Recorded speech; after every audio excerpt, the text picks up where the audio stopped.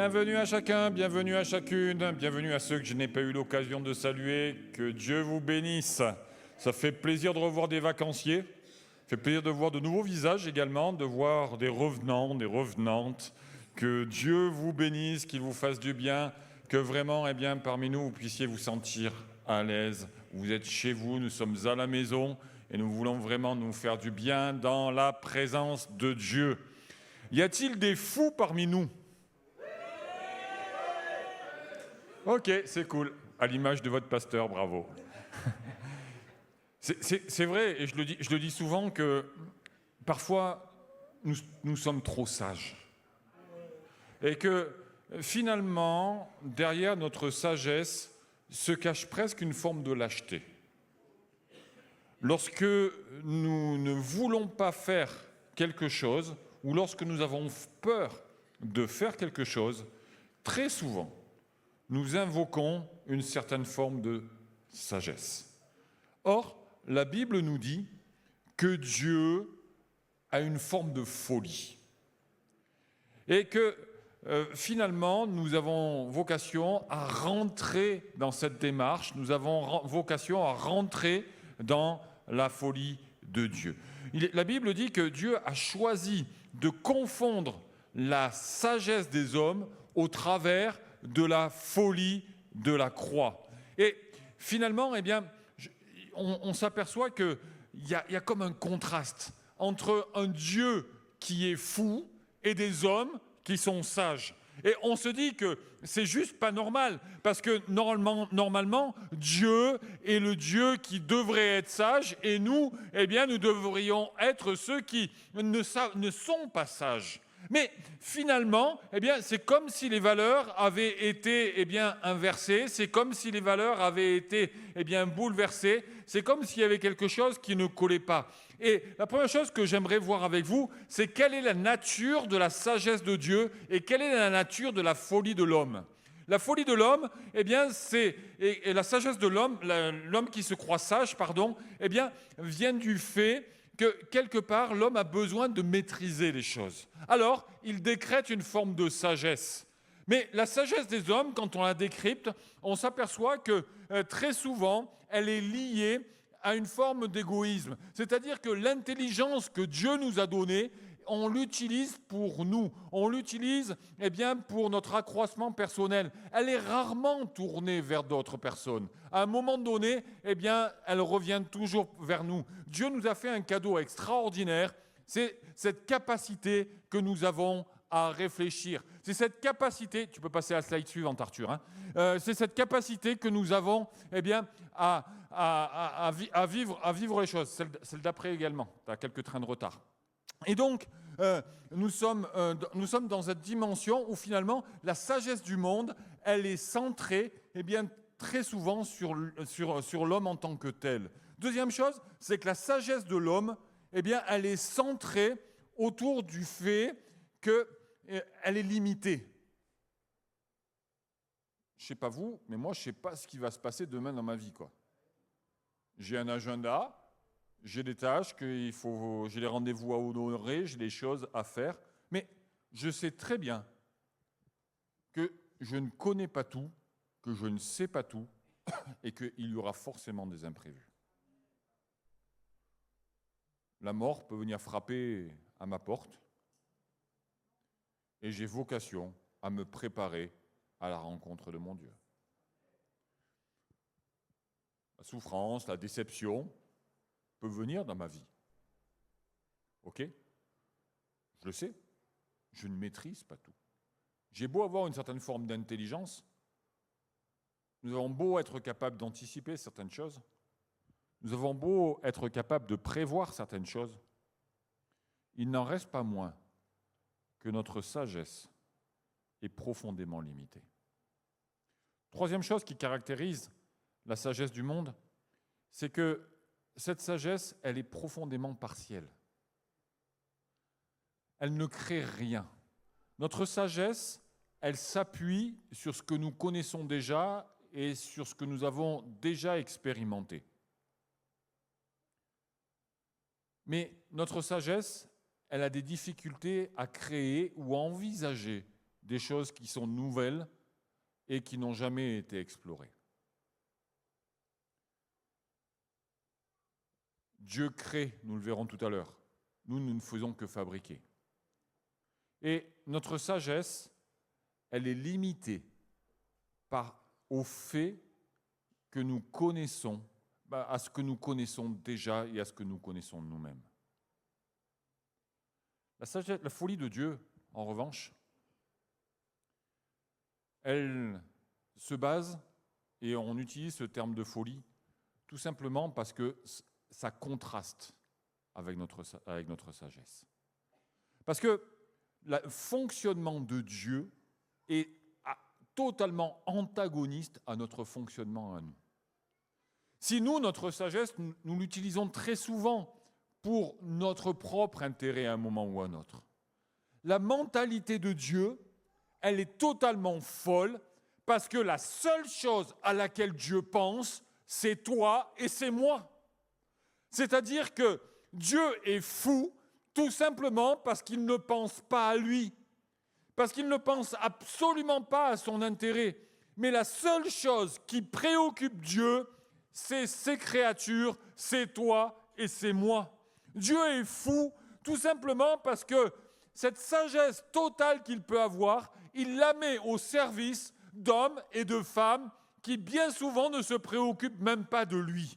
Et j'ai envie de te dire une chose, c'est que Dieu, il est fou de toi.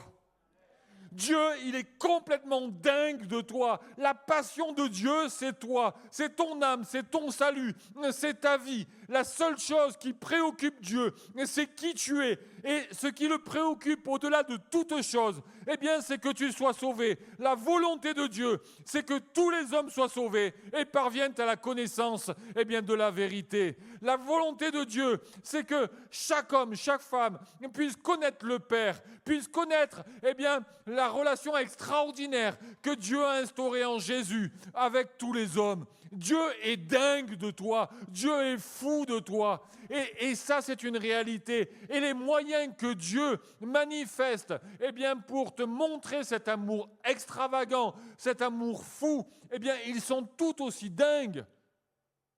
Puisqu'il a choisi d'envoyer son Fils unique mourir sur la croix du Calvaire, afin que nous puissions être sauvés. Dieu est fou. Et ça, on ne peut pas l'imaginer. Qui parmi nous offrirait son enfant? Et de surcroît, l'offrirait pour des personnes qui n'ont aucune garantie de vous le rendre d'une manière ou d'une autre. Les moyens de Dieu sont complètement fous. Parce que la seule chose qui intéresse Dieu, c'est toi. Et demain, tu vas retourner dans ta boîte, tu vas retourner dans ton entreprise, tu vas retrouver ton quotidien. Tu vas rentrer chez toi, tu vas peut-être retrouver une forme de solitude, en te disant, mais finalement, il n'y a peut-être personne qui pense à moi. J'aimerais qu'il y ait quelqu'un qui puisse penser à moi, pour lequel je puisse être important. Eh bien, j'aimerais te dire une chose, c'est que Dieu n'a de cesse de vivre avec toi tous les jours. Ses regards sont posés sur toi, il se préoccupe de ta vie, il construit des plans, il construit des projets. Dieu est fou de toi. Dieu est dingue de toi. Dieu ne pense qu'à toi. Dans le ciel, la seule chose qui préoccupe le ciel, c'est toi. La sagesse de Dieu, elle est tournée vers les hommes. Deuxième chose qui caractérise la folie de Dieu, eh bien, c'est le fait que finalement, il peut se permettre d'être fou parce qu'il sait tout.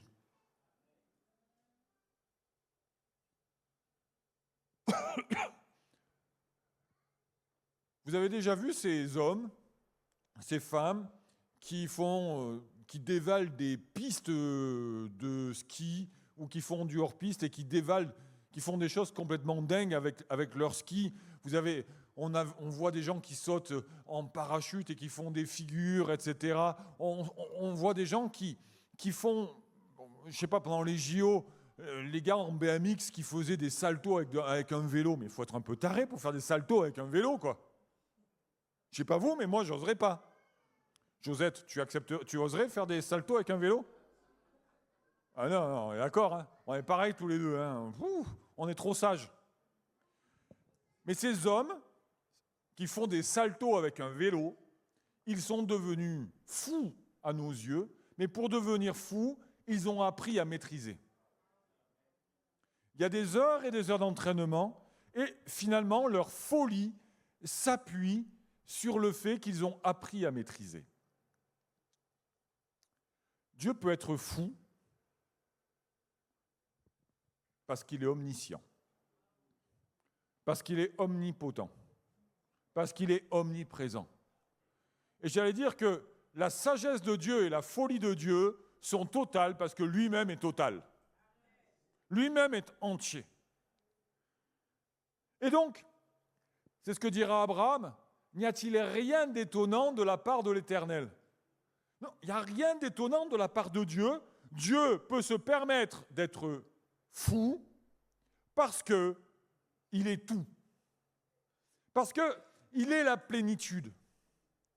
Et j'aimerais te dire que si Dieu t'entraîne dans sa folie, parce que le salut est une forme de folie, la foi est une forme de folie.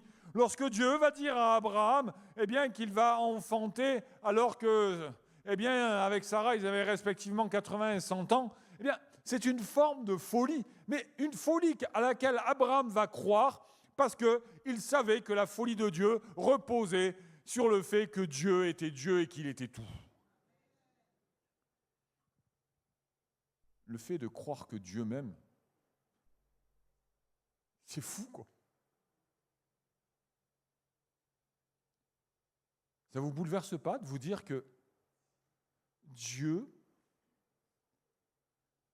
manifeste sa folie par le fait qu'il m'aime. Alors qu'il vous aime, vous, c'est normal. Mais qu'il m'aime moi,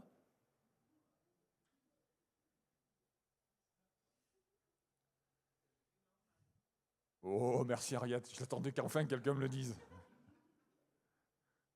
Mais il peut le faire. Parce qu'il est Dieu et qu'il maîtrise toutes choses. La folie de Dieu est possible parce qu'il est Dieu et qu'il maîtrise tout. Et donc, quel que soit ce que Dieu peut nous dire, aussi extravagant que cela peut nous sembler, il y a cette réalité, c'est que c'est possible, parce que c'est Dieu. Ni plus, ni moins. Alors oui, l'homme se veut sage. L'homme se proclame de plus en plus sage. Et je ne suis pas en train de dénigrer le fait de réfléchir. Je pense que dans notre bas monde, il est important d'avoir la tête bien sur les épaules et de faire fonctionner notre matière grise. Le débat n'est pas là. Mais que dans notre cœur, nous puissions plutôt vivre la folie de Dieu que la sagesse des hommes. Que dans notre capacité d'analyse, que dans notre capacité de réflexion, que dans la manière dont nous concevons le monde, dans la manière dont nous concevons nos relations avec autrui, dans la manière dont nous nous regardons nous-mêmes, que nous puissions vivre la folie de Dieu. Et que je puisse avoir cette même folie quand je me lève le matin, la tête complètement enfarinée, que je me regarde dans le miroir en disant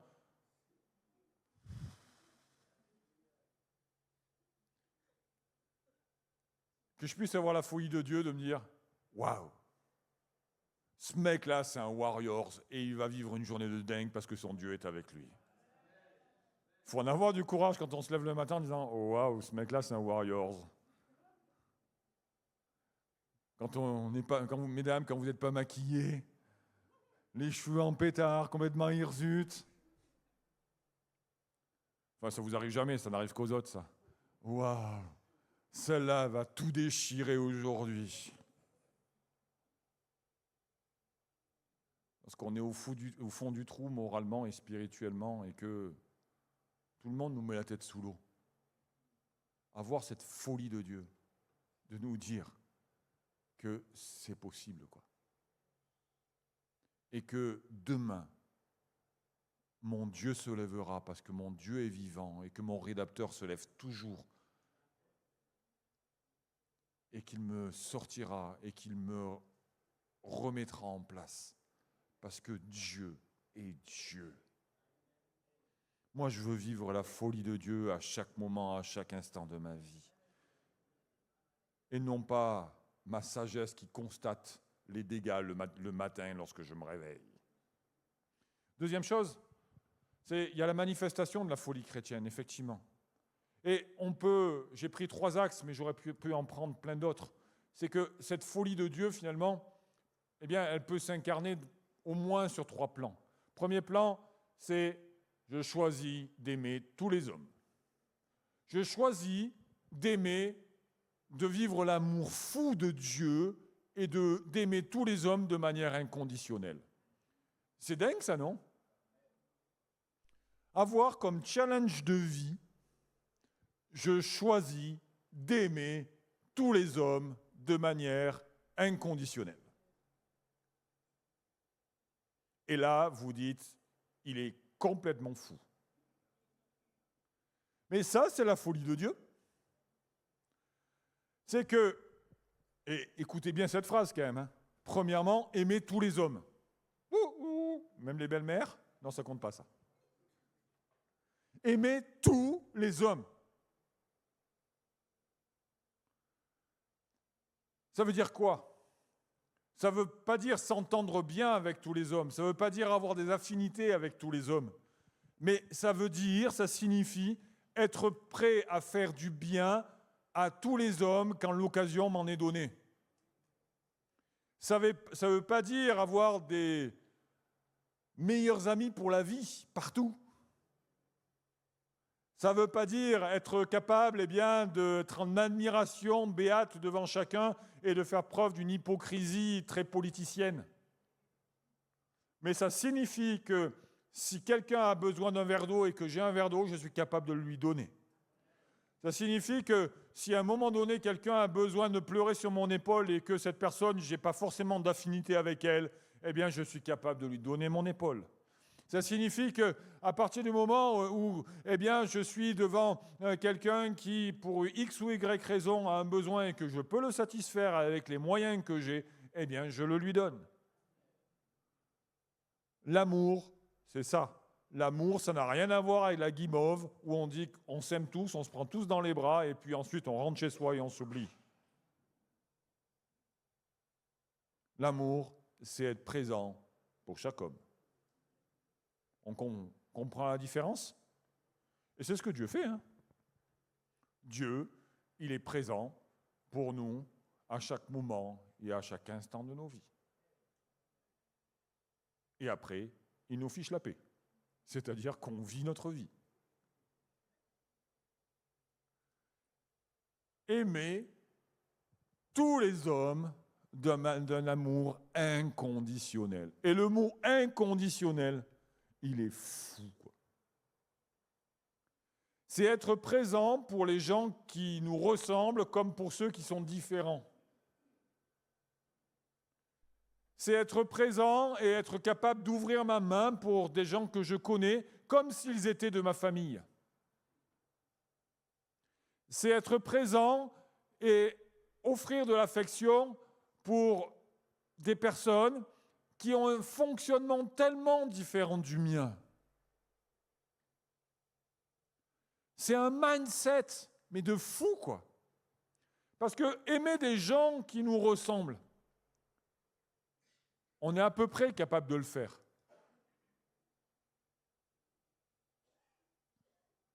Mais que Néhémie même, alors là, c'est pas possible. Ça serait bien que tu t'y mettes d'ailleurs. Ouais, tu réfléchis encore. Mais finalement, c'est fou de penser comme ça. Mais pourquoi est-ce qu'on se met ces limites? Pourquoi ça ne serait pas possible? Puisque Dieu est avec nous. Et que que le Saint-Esprit, prend de ce qui est à Jésus et qui nous le communique. Mais mon Dieu, communique-moi ta folie d'aimer chaque homme de manière inconditionnelle. Que ce soit un challenge. Et moi, j'aimerais tellement que sur ma tombe, il soit marqué en épitaphe, cet homme a aimé chaque homme de manière inconditionnelle. Franchement, ça me ferait plaisir. Je ne la verrai pas, mais ça me ferait plaisir de le savoir. Hein? Oui, je vais peut-être le faire graver maintenant, ouais, tu as raison. Deuxièmement, deuxième trait de la folie de Dieu qu'on peut vivre, c'est la poursuite de la justice. On vit dans un monde qui est axé sur cette notion de justice. On parle de justice sociale, on parle de justice morale. Mais en fait, la justice est un mot, est un concept extrêmement philosophique. Parce que chacun évalue la justice au prisme de sa vie. Dans l'Ancien Testament, les prophètes se battaient justement pour cette notion de justice. Parce qu'il y avait des balances qui étaient faussées, parce que les pauvres étaient exploités d'une manière éhontée. Et quelque part, c'est quelque chose qui fait du mal au cœur de Dieu. Dans le Nouveau Testament, la notion de justice, quelque part, elle est remplacée par quelque chose qui est tellement plus grand. C'est cette notion de justification. C'est-à-dire que la justice parle des actes moraux. La justification du Nouveau Testament, elle parle du fait que nous sommes pécheurs et que nous sommes déclarés justes aux yeux de Dieu. La justice de l'Ancien Testament, elle parlait de justice au niveau de Dieu, au niveau entre Dieu et les hommes, au niveau des hommes entre eux, pardon. La justification, elle parle de justice entre Dieu et les hommes. Parce qu'on a un vrai problème, c'est que nous sommes pécheurs et que Dieu est saint. Et qu'à un moment ou à un autre, Dieu, il est juge. Et que Dieu, il jugera notre nature pécheresse.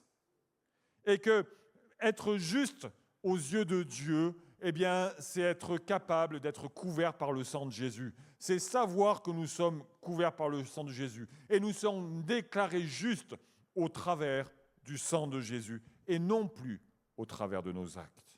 Si l'Ancien Testament nous parle de justice au niveau des actes, le Nouveau Testament nous parle de justice manifestée en Jésus-Christ. Est-ce possible d'être toujours juste? Je crois que non.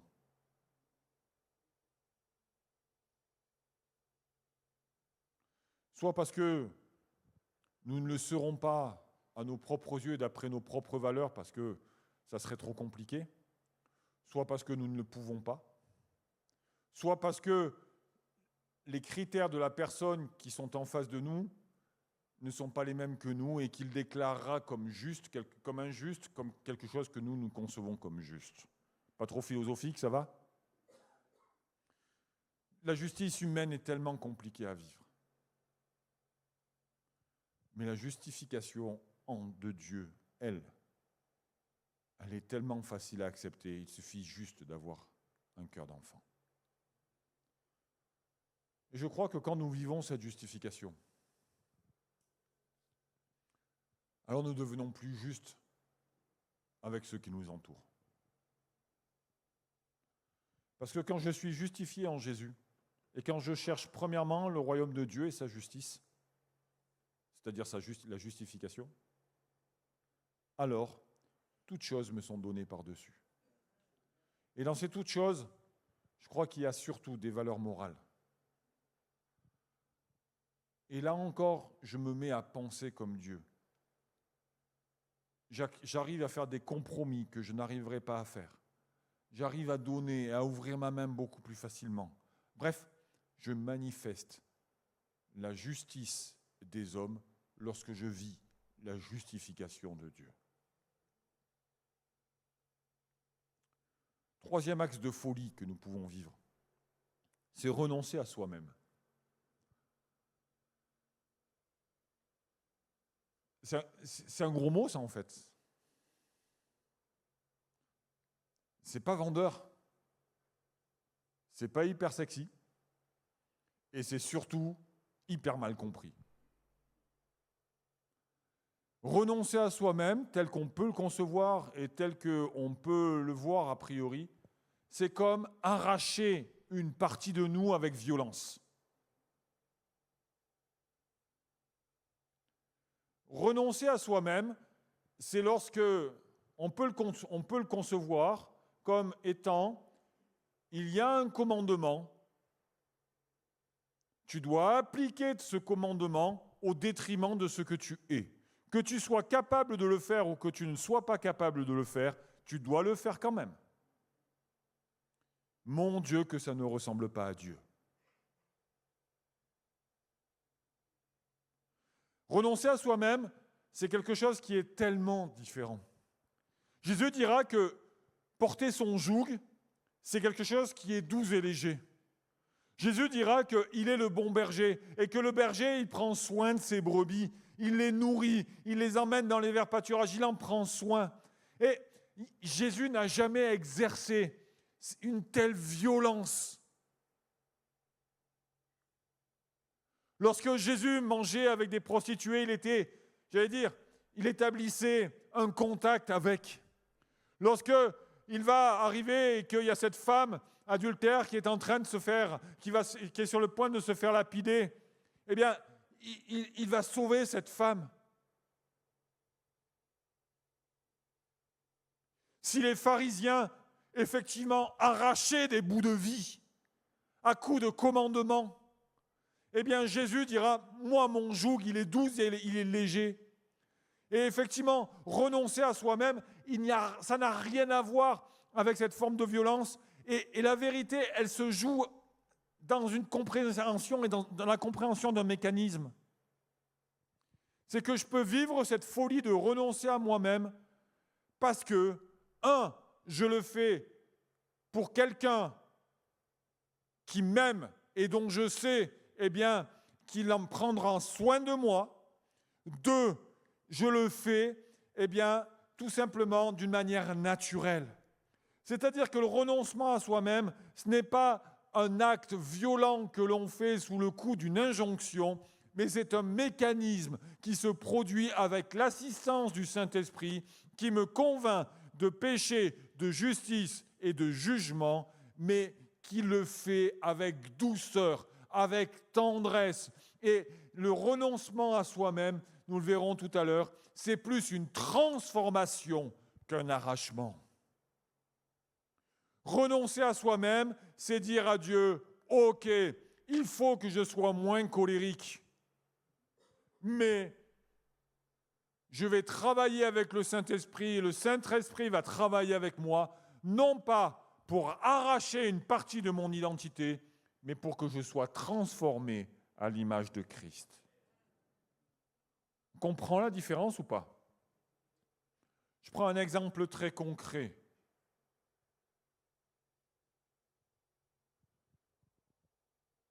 On vient vous voir en vous disant, tu sais, la personne avec laquelle tu vis et avec laquelle tu as 2 enfants, il faut que tu t'en sépares parce que tu vis dans le péché. Il faut que tu renonces à toi-même. Quid des enfants et quid du tout le reste ? On s'en fiche, mais la Bible dit que... Ah bon, ok. C'est d'une violence. On ravage un cœur, on ravage une famille, on met quelqu'un sous la culpabilité au nom du renoncement à soi-même. La mentalité de Dieu et la transformation que Dieu opère, elle est complètement différente. C'est de dire, ta vie est ce qu'elle est, mais je t'y accompagne. Je t'accompagne vers le mariage, je t'accompagne vers le fait que ton couple sera reconsolidé, je t'accompagne dans une vie nouvelle et dans une transformation de ta vie. Et ça a du sens. Et Dieu prend le temps de le faire. Dieu prend le temps de transformer.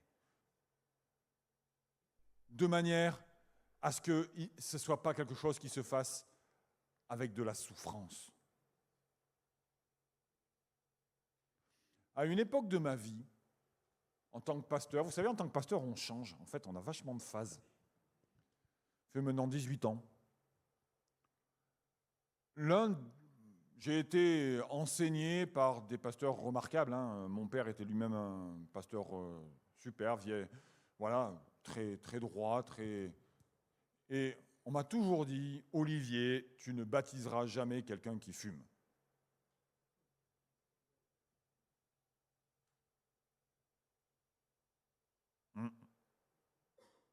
Alors, j'ai commencé, voilà, comme ça. Tu ne baptises pas, tu fumes, je ne peux pas te baptiser. Et je me suis aperçu d'une chose, c'est que il y avait au principe du fait que tu dois renoncer à toi-même. C'est que ça mettait les gens sous une forme de joug, d'injonction qui faisait naître en eux une culpabilité et c'était quelque chose de bizarre qui se mettait en place. Et dans 99% des cas, non seulement ils n'arriveraient pas à arrêter de fumer, mais en plus, ils ne se faisaient pas baptiser. Et ils quittaient la foi. Puis un jour,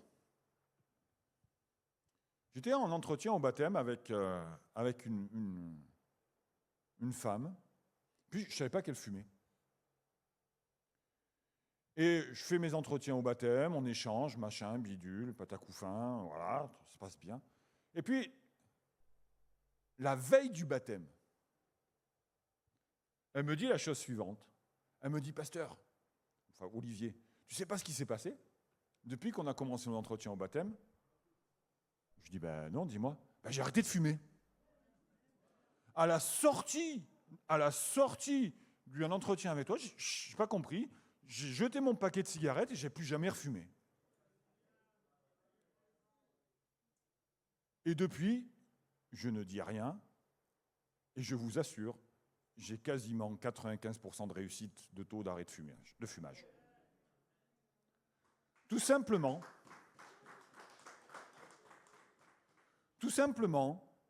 parce que le renoncement à soi-même, ce n'est pas quelque chose que l'on arrache violemment de la vie des gens, mais c'est une transformation que le Saint-Esprit opère. Et petite parenthèse, pourquoi fumer serait pire que mentir, entre nous soit dit. On a baptisé un bon nombre de menteurs et d'hypocrites sans que ça gêne personne. Je ne vais pas dire que j'ai des noms, mais presque. Et donc, pourquoi? Vous êtes d'accord avec moi, non? C'est logique ce que je dis. Ok. C'est bizarre comme les péchés qui se voient posent plus de problèmes au monde chrétien que ceux qui ne se voient pas. Enfin bref, passons. Et donc, le renoncement à soi-même, on peut vivre cette folie de Dieu parce que c'est une transformation. Oui, c'est fou de vivre ainsi. Oui, c'est fou de penser que je peux aimer chaque homme, chaque femme d'une manière inconditionnelle. Oui, c'est fou de penser que, quelque part, je peux changer, je peux vivre une certaine forme de justice dans un monde qui est injuste. Oui, c'est fou de penser que je peux renoncer à moi-même en étant transformé. Oui, c'est quelque chose de complètement dingue, quoi. Mais c'est la folie de Dieu que je peux vivre dans mon quotidien. Et je conclurai en disant, mais qu'est-ce que tu choisis finalement? Est-ce que tu choisis d'être sage ou est-ce que tu choisis d'être fou? Je le redis, il ne s'agit pas de faire n'importe quoi. Je le redis, il ne s'agit pas de se lancer dans les pires extravagances parce que nous serions en train de vivre une cure de mysticisme. Je le redis, il ne s'agit pas d'entreprendre des actions inconsidérées. Ce n'est pas de ce type de folie dont je parle. Mais la folie dont je parle, c'est que quelque part nous sacrifions nos raisonnements derrière lesquels nous nous cachons parce que nous avons peur ou parce qu'ils viennent toucher à nos limites pour vivre la plénitude de la pensée de Dieu, la plénitude de la mentalité de Dieu. Ce que je vous propose, c'est que nous puissions accepter d'avoir cette manière de penser qui est celle de Dieu. Que nous puissions être renouvelés dans notre intelligence, que nous puissions être renouvelés dans notre lecture de la carte de notre vie, pour non pas la regarder avec nos propres regards, mais pour la regarder vraiment avec la pensée de Dieu et avec la mentalité de Dieu. C'est ça être fou. C'est se dire qu'à mes côtés, j'ai un Dieu qui est tout-puissant. J'ai un Dieu qui est capable de me changer. J'ai un Dieu qui est capable de me transformer. J'ai un Dieu qui est capable de me rendre meilleur. C'est qu'à mes côtés, j'ai un Dieu qui conduit mes journées et qui dispose un plan qui est parfait pour moi. C'est ça être fou, c'est être capable de voir mon prochain non pas comme quelqu'un qui ne changera pas, mais comme quelqu'un qui un jour sera transformé par la puissance de Dieu. La folie, c'est arriver à avoir un mari qui est complètement inconverti, complètement incrédule, et de le regarder en disant « Toi, mon coco, tu changeras parce que mon Dieu, eh bien, il est fou et qu'il va te changer. » C'est d'aller voir son gosse qui est en prison, et puis de lui dire « Attends, moi, aujourd'hui, tu es en prison, tu es encore en train de demander de l'argent pour acheter ta drogue. Mais moi, je sais une chose, c'est que mon Dieu, il te changera. Je vis cette folie. » Être fou selon Dieu, c'est être capable de regarder les circonstances qui sont bloquées en disant « Hey, je ne sais pas quand est-ce que tu vas bouger, mais tu vas bouger. Parce que moi, je vis cette folie de Dieu. » Et on se plante devant notre montagne et on dit « Toi, un jour, tu bougeras. Toi, un jour, tu bougeras. »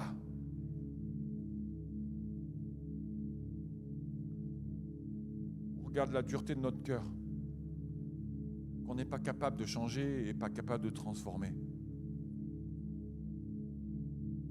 Puis on lui dit, un jour tu deviendras un cœur de chair.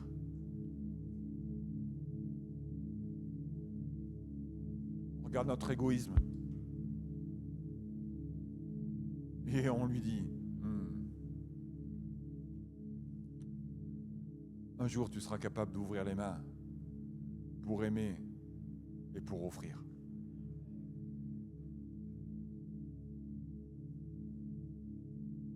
Change.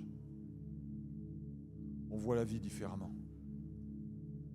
Et être fou selon Dieu, ce n'est pas être un mystique. Mais être fou selon Dieu, c'est lire la carte de notre monde et la carte de notre vie avec le regard divin et avec la mentalité de Dieu. On peut se lever à notre place et on va vivre un temps de louange. Et je t'engage vraiment à regarder la carte de ta vie, avec cette folie, au travers du prisme de certains points que l'on a vus aujourd'hui. Mais il y avait tellement d'autres que j'aurais pu développer. Que Dieu te bénisse. Si quelqu'un manque de sagesse, qu'il la demande à Dieu,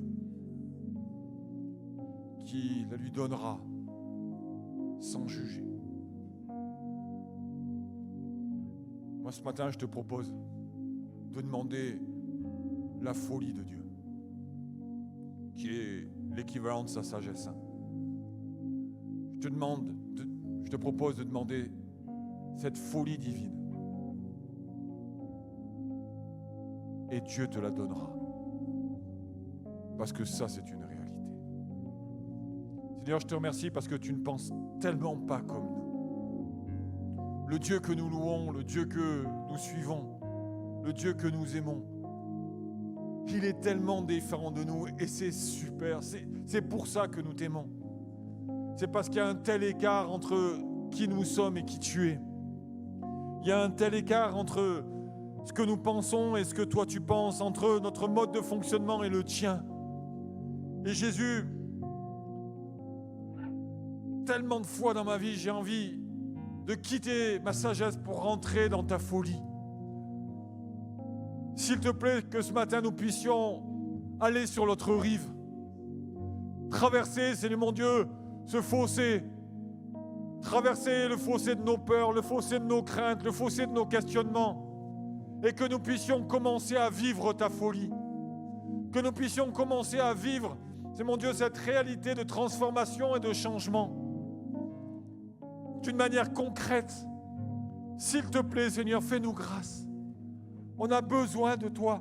J'ai besoin d'être touché par toi. J'ai besoin, c'est mon Dieu, d'être visité par toi, comme chacun d'entre nous ce matin.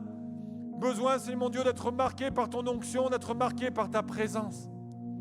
Merci de nous faire du bien. Seigneur, que ton nom soit glorifié, que ton nom soit béni. Travaille en nous. Donne-nous de nous voir d'une manière différente. Donne-nous de voir d'une manière pleine de changements. Donne-nous de voir plein de perspectives devant nous. Seigneur, que ton nom soit béni, Jésus. Amen. Merci de nous avoir suivis.